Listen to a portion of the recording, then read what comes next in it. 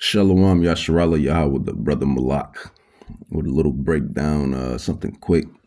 And it's just going into this. I don't know if she could be an Israelite through the spirit, but she looks like a Gentile, you know, but she's stating some truths. But I just want to touch on it because if this don't prove who the Israelites are, then who are the Israelites? If this don't prove who the Israelites are, then who are the Israelites? And not only this situation here, but various of situations from you so-called blacks, Hispanics, Native Indians, being in these filthy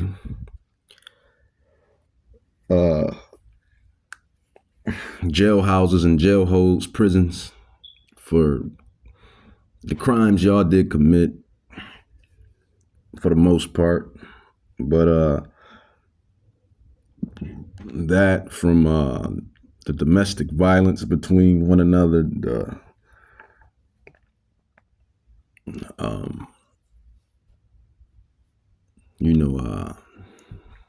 from the beginning of how this place was even created, slavery, segregation, which segregation was, I don't see nothing wrong in that, but slavery, the other police brutality, lies, violence, not knowing, not having knowledge or wisdom of certain things and whatnot. It just proves that you are the people that have been, it says what it says, man. Yahweh is not a liar, that have been under these signs and prophecies, these curses. These signs, prophecies, and curses and prophecies and signs. It proves who we are. And this is the thing that that not only but we bring up to these Gentiles, these heathens, these other nations, specifically these JOOs. And they want to say they're the real people of the book. And they don't fit none of the prophecies of the book.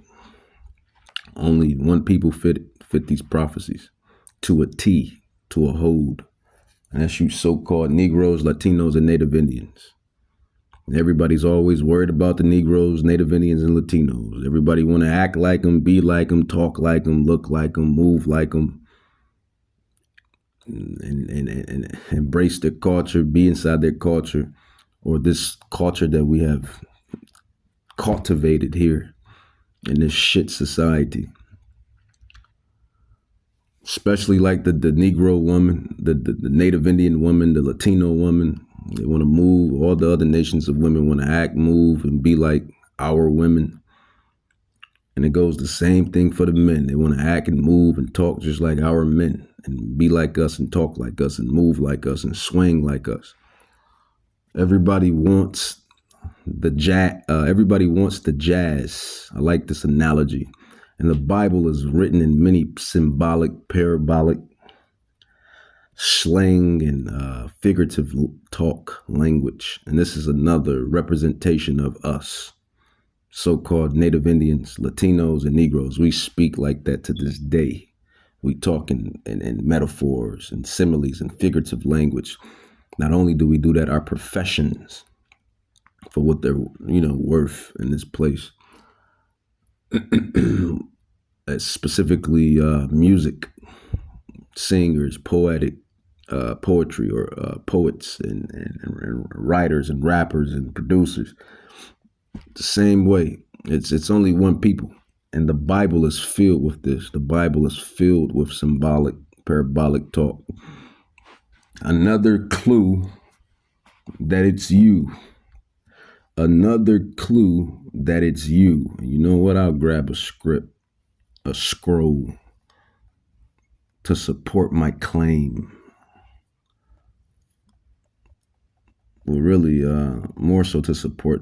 Well, it does. It supports it all the way, man. And the thing is, these devils know who we are anyway, man. Henry Kissinger, once you look him up, he already said you West Africans, you Negroes, West Africans, you Jamaicans, you Haitians are the Igbos of West Africa, Jews, Israelites. So, these devils know who we are. They know who we are. They always knew who we are. They was just banking on you not to wake up, to ever wake up. And that's the thing. And that's just prophecy that we're awoke. More prophecy. But I was looking for Hosea. Hosea sounds like a so-called Mexican, Puerto Rican, Dominican. Hosea. And I believe Hosea is of the Northern Kingdom. Hosea 4:6. It says, my people are destroyed for lack of knowledge. Because thou hast rejected knowledge, I will also reject thee, that thou should be no priest to me, seeing thou hast forgotten the laws, the statutes, the commandments of your power, your God, Yahweh. I will also forget your children. And contextually, this is what was told and said to our ancestors then, but it's a domino effect. It goes all the way into now. It goes all the way into now. And the thing is, man, these stiff-necked, hard-headed spicks. I'm gonna call you what these devils call you. You hard-headed spicks and niggas, y'all don't want to listen anyway, man. A lot of you spicks and niggas and spicks and niggas and spicks, you're gonna die, man. I'm just gonna be honest with you. You're gonna die. We can sit out there on those highways and hedges. We can sit up here on these socials and tell you all day long who you are, what you must do, and what's coming. You're not going to listen anyway. It's already prophesied. 2/3 of you are not going to listen. So it's prophesied. So my thing is, you the people, stiff neck. We the people. You can't get over it. And she's not lying, man, because those are the curses, and we understand that Esau, the system was designed to break up, the Israelite family, man. Mostly Judah. Judah's the top, and then it trickles down to the Puerto Ricans, on down to Simeon, in the ghettos of America, fathers in prison, mothers strung out, doing her own thing. It's just the curses, Can you imagine that impact that I had on him back then? So gentlemen, do not be afraid of traveling. There are so many more women out there who are willing to take care of you.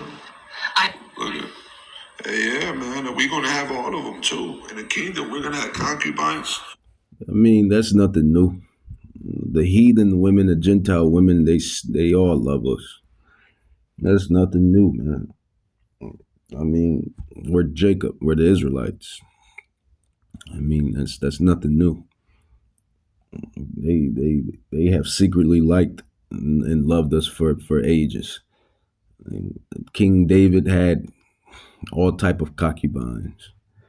And the Moors, which is the Israelites, the southern kingdom, had all type of concubines of the other nations. So the women have always loved us. That's nothing new, and secretly loved us and liked us. They just didn't want to piss their dads off or their uncles off. Nothing new under the sun. Jake, we love a variety of women. It's just a so-called black woman. You're on the top list. You're clamorous. You're loud. And that's why the Lord's bringing judgment, like the other said.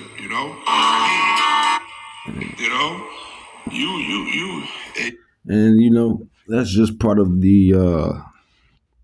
That's the signs and prophecies and telltale, and the curses of whom the Israelites would be and who they are. That's just what it is. So, you can't beat prophecy. Nobody can beat No mortal can beat Yahweh. Whom people on the planet ignorantly call God. No mortal can beat God. No mortal can beat God. That being said, nobody can beat prophecies or prophecy. We're all subjugated. We're all subjected,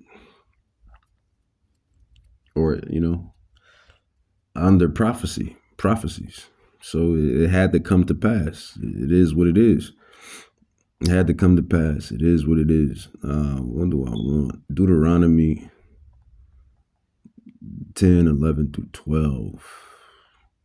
Deuteronomy 10, 11 through 12. It says, and now Israel, Deuteronomy chapter 10, verse 12 to 13.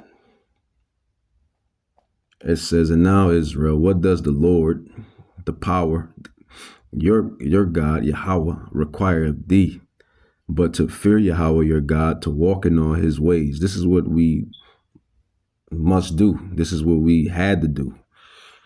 And this is what we didn't do, but it was just prophecy for it to play out the way it played out. It says, and now Israel, what does Yahweh your power require of thee, but to fear Yahweh your power, to walk in all his ways, to love him, to serve Yahweh your power with all your heart and with all your soul, to keep the commandments of Yahweh Bahashem Yahushai and his statutes, which I command thee this day for your good, for our good. But it was written in the script. Yahweh written it to where we didn't. We would go off. But at the end, it will all make sense. At the end, it shall all make sense. At the end, it will all make sense. And that's what you see playing out right now. To this day, you see the prophecies playing out. And, as Prophet Daniel, our brother Daniel, as he went into Nebuchadnezzar with the eras and times of certain kingdoms, we are at the toes of this filthy society here.